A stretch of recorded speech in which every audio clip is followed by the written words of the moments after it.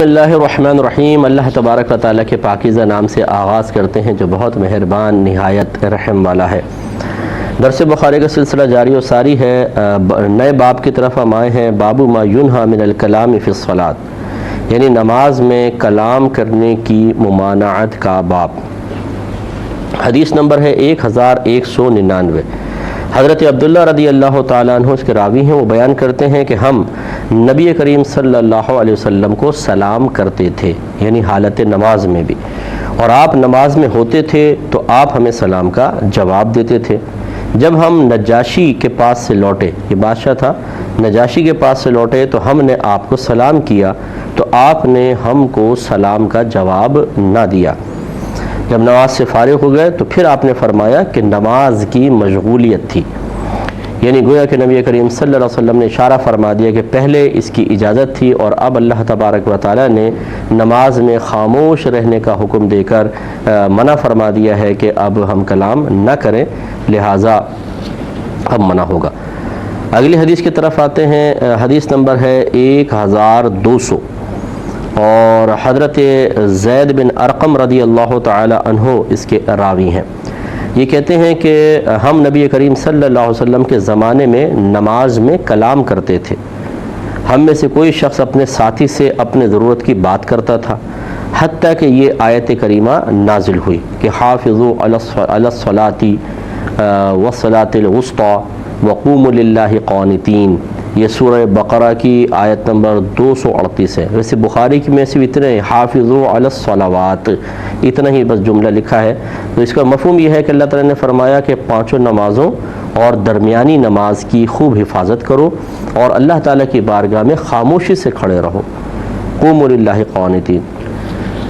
تو یہ کہتے ہیں کہ جب یہ آگے آئے تو پس ہمیں خاموش رہنے کا حکم دیا گیا۔ اس کا مطلب یہ ہے کہ آپ کو میں سمجھا رہا ہوں کہ کہیں پر بھی آپ یہ دیکھیں کہ نبی کریم صلی اللہ علیہ وسلم نے حالت نماز میں کلام کیا ہو یا صحابہ نے کیا ہو تو سمجھ لیجئے کہ وہ حدیثیں منسوخ ہیں۔ وہ پہلے حکم تھا، اجازت تھی کہ حالت نماز میں کلام کر سکتے ہیں، لیکن پھر یہ مطلب کلام وغیرہ یہ معاملہ منسوخ ہو گیا۔ تو جن حدیثوں میں ممانعت ہے وہ ان حدیثوں کے ناسخ ہیں جن میں کلام کی اجازت نظر آتی ہے۔ ناسخ کا مطلب یہ ہوتا ہے کہ ایک ایسی دلیل جو اس بات کو ظاہر کرتی ہے کہ اس سے پہلے جو حکم تھا وہ حکم پورا ہو چکا ہے، اس کی مدت پوری ہو چکی ہے، اب اس پر عمل پیرا نہیں ہوگا، اب جو مجمع حکم موجود ہے اس پر عمل پیرا ہوا جائے گا۔ تو لہٰذا جن حدیثوں میں کلام کی بظاہر اجازت ہے ان کے بعد جب وہ حدیثیں آ گئیں جن میں کلام کو منع کیا گیا تو یہ ایک ایسی دلیل ہے جو ظاہر کر رہی ہے کہ کلام والا حکم ایک وقت تک تھا، اب وقت ختم ہو گیا، اب کلام نہ کرنے کا حکم ہوگا۔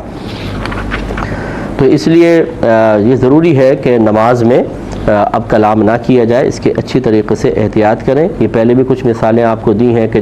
مثال کے طور پر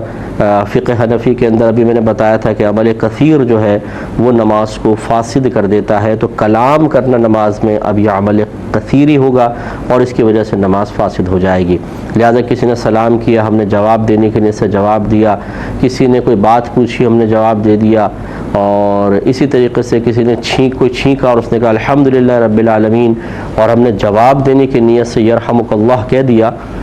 تو نماز ٹوٹ جایا کرتی ہے۔ ہاں یہ ضرور ہے کہ دیکھیں اگر آپ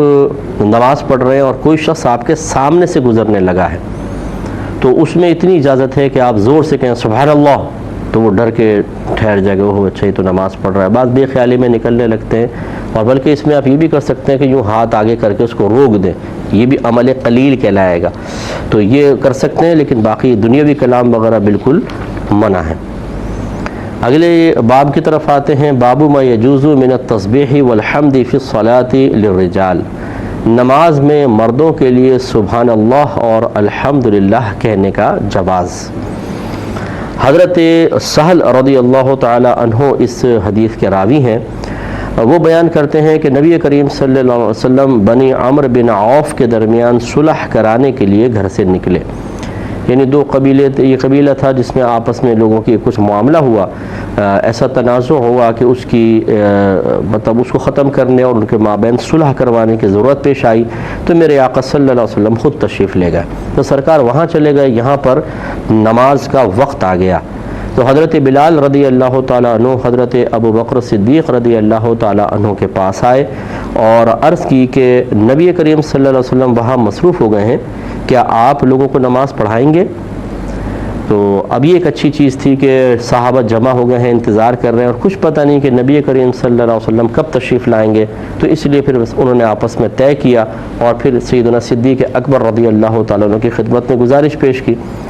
حضرت ابو بکر صدیق رضی اللہ تعالیٰ عنہ نے فرمایا کہ ہاں اگر تم لوگ چاہو، کیونکہ دیکھیں الفاظ نام ان شئتم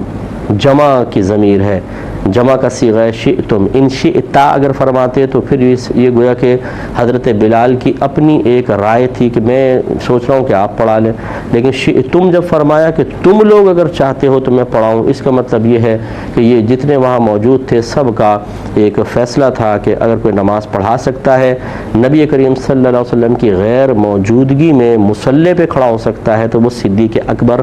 رضی اللہ تعالیٰ عنہ ہیں۔ اسی سے آپ اندازہ کر سکتے ہیں کہ صحابہ کے مابین نبی کریم صلی اللہ علیہ وسلم کے بعد ان جو لیڈرشپ کے جو مناصب ہیں ان کو سنبھالنے کی سب سے زیادہ صلاحیت صدیق اکبر رضی اللہ تعالیٰ عنہ میں نظر آتی تھی، اس لیے انہوں نے عرض کی کہ آپ نماز پڑھائیں۔ تو آپ کہتے ہیں کہ آپ نے فرمایا اگر تم چاہو تو میں نماز پڑھاتا ہوں۔ حضرت بلال رضی اللہ تعالیٰ عنہ نے نماز کی اقامت کہی اور حضرت ابو بکر صدیق رضی اللہ تعالیٰ عنہ آگے بڑھے اور آپ نے نماز پڑھائی۔ اب نماز شروع ہو چکی ہے،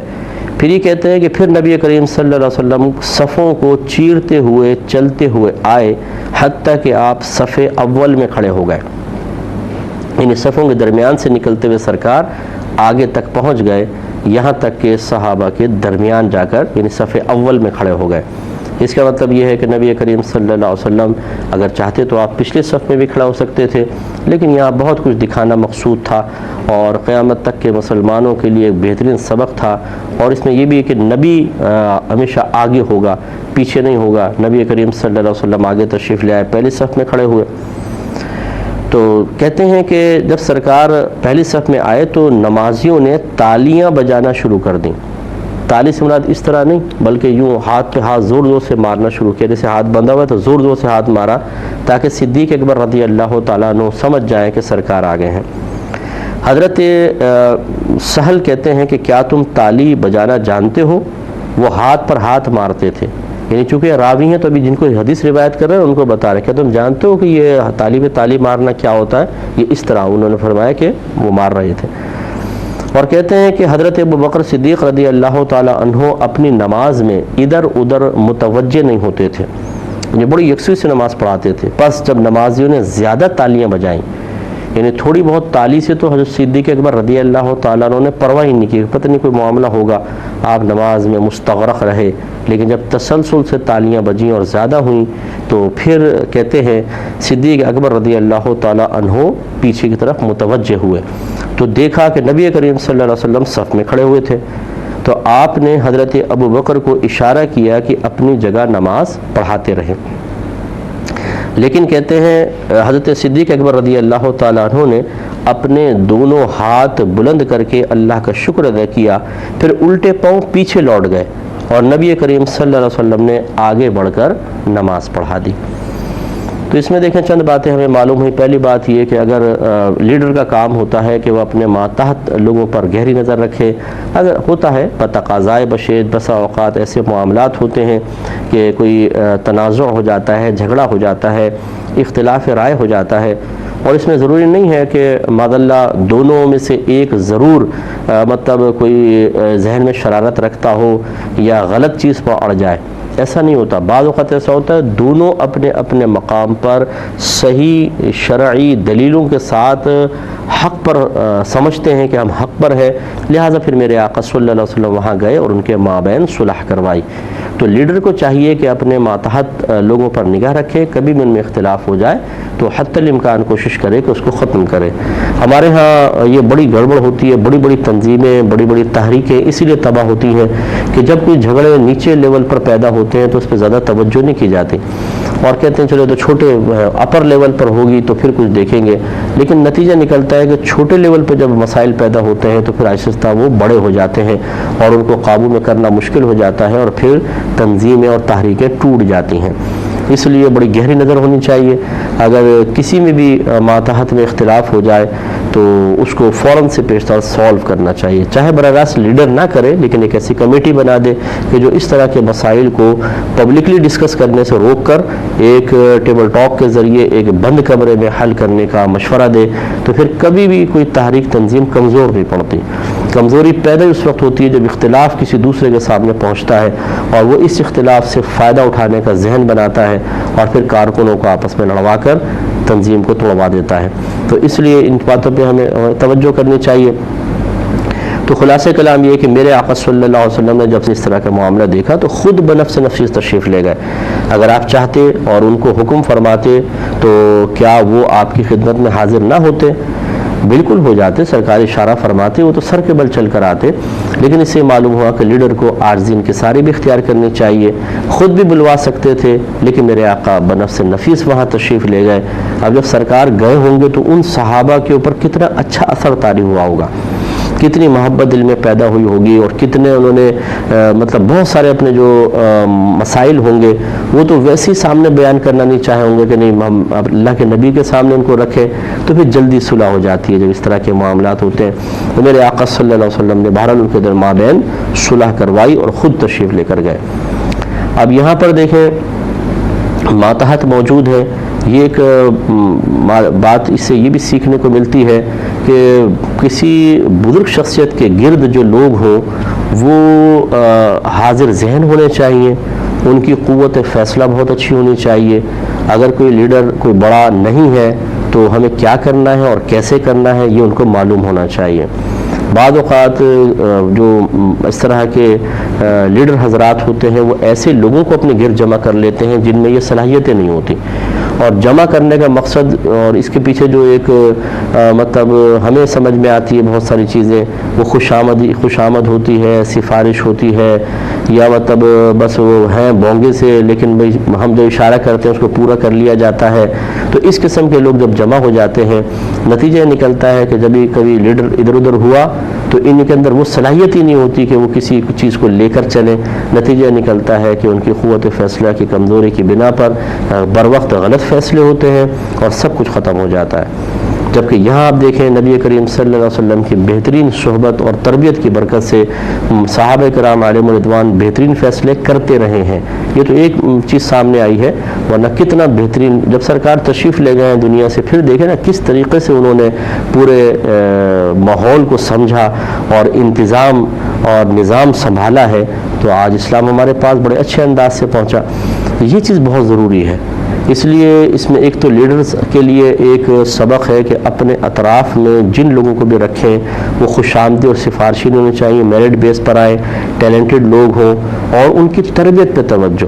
کیا کرنا ہے اور کیسے کرنا ہے، کس طرح فیصلہ کرنا ہے۔ اس کے لیے بہتر جیسے ہمارے آقا صلی اللہ علیہ وسلم کبھی کبھار صحابہ کرام کی ذہانت کا اور ان کی علمیت کا امتحان لیا کرتے تھے، اس طرح ان کا امتحان لینا چاہیے کہ مختلف سچویشنز ان کے سامنے رکھیں کہ اگر ایسا ہو جائے تو کیا کریں گے بتائیں۔ اب وہ سوچیں گے، غور کریں گے، ایک سچویشن 2 3 4 150 اگر آپ سامنے رکھ کر اس کے حل ان سے معلوم کرتے رہیں،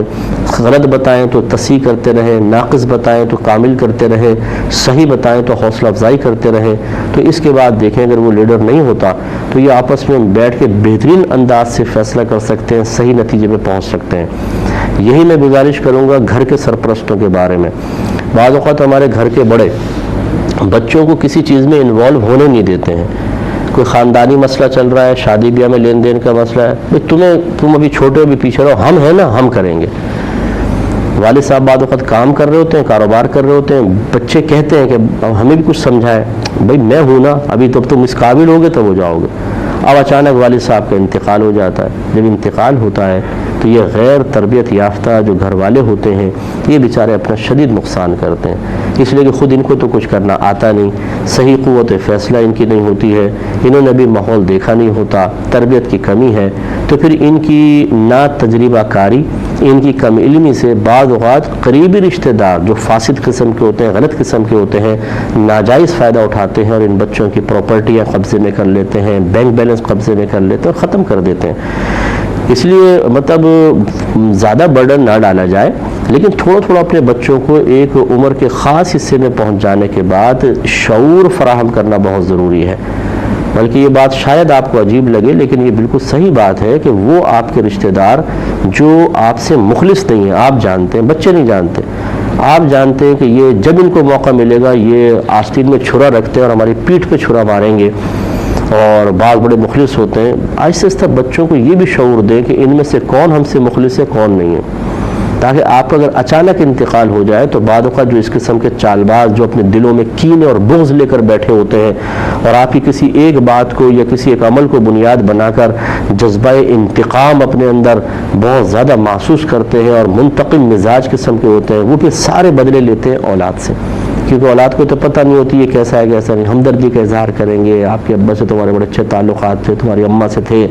جب بچے ان پہ اعتماد کرتے ہیں تو پھر ختم۔ اب وہ کس قدر پھر روحانی اذیت اور تکلیف ہوگی آپ اندازہ کر سکتے ہیں۔ اس لیے بچوں کے اندر بھی شعور کی بیداری بہت ضروری ہے، ورنہ صحیح فیصلہ نہیں ہو سکتا۔ تو انہوں نے ابھی دیکھیں ایک فیصلہ کیا، اب مصلح رسول ہے، سرکار کا براہ راست حکم تو نہیں ہے کہ میں نہ ہوں تو کھڑا ہو جانا، اور کچھ پتہ نہیں کہ سرکار آ بھی جاتے،